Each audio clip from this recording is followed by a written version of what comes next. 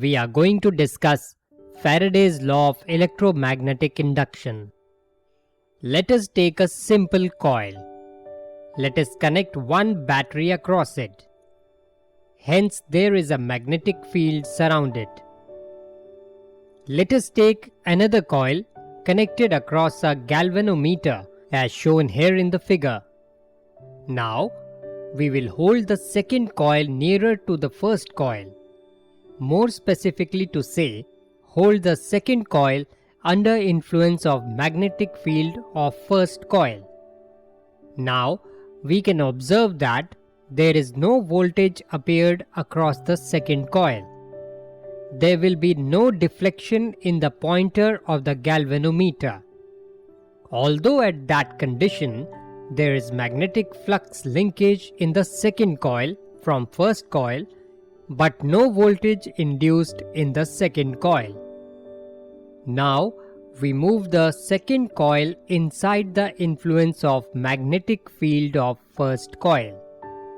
Now, we can observe that during movement of the second coil, the pointer of the galvanometer deflects. This indicates that some voltage has been induced across the second coil while the second coil was moving.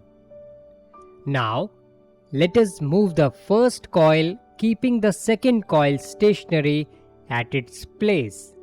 In that case also, we will observe that there is a voltage induced across the second coil. In this case also, the pointer of the galvanometer deflects. In first case, there was a flux linkage in the second coil from first coil, but no voltage induced in the second coil. In the second and third cases, there was still flux linkage in the second coil from first coil, but the flux linkage was changing due to movement of coils. So we can now conclude, whenever a coil or any other conductor comes under influence of changing magnetic flux, there is a voltage induced in it. The voltage induced due movement of the conductor or magnetic field is called dynamically induced voltage. We can create the same condition without any movement of either of the coils. In that case, we have to apply an alternating voltage across the first coil. This produces a changing flux.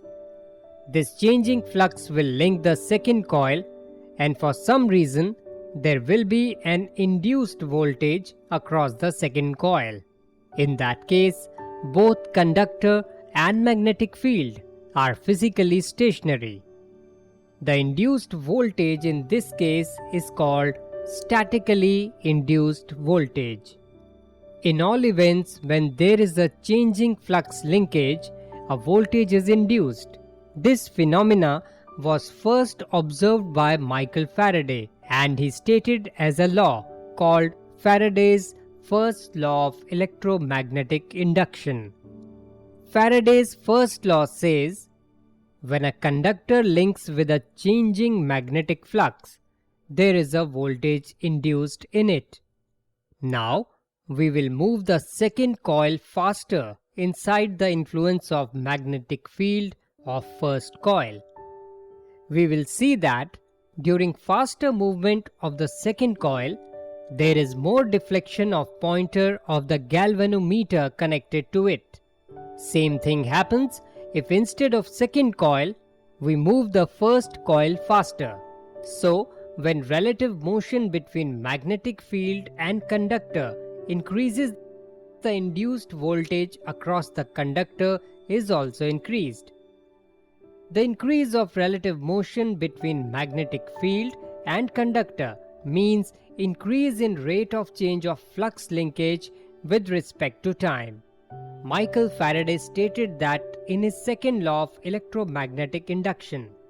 His second law states, the magnitude of induced EMF in a conductor is directly proportional to the rate of change of flux linkage with respect to time.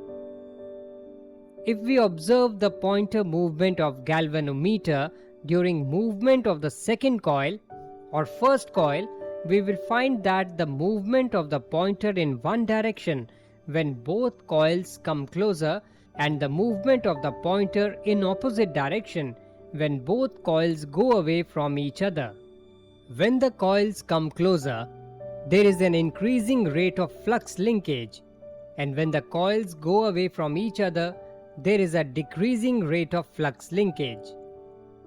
Thus, the polarity of the induced EMF in a conductor depends upon whether the rate of change of flux linkage is increasing or decreasing. Now, let us come to the mathematical form of Faraday's law of electromagnetic induction.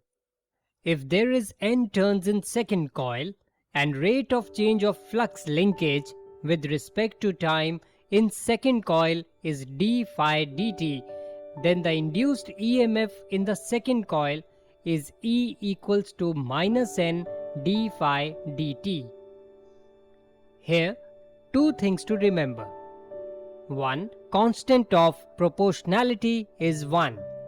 This means EMF induced in a turn of coil is exactly equals to the rate of change of flux linkage with respect to time with it.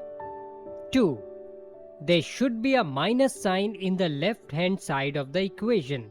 This is to justify the Lenz law, which states that polarity of the induced EMF opposes its cause, which is changing flux linkage. Hope you got a basic idea of Faraday's law of electromagnetic induction. Thank you.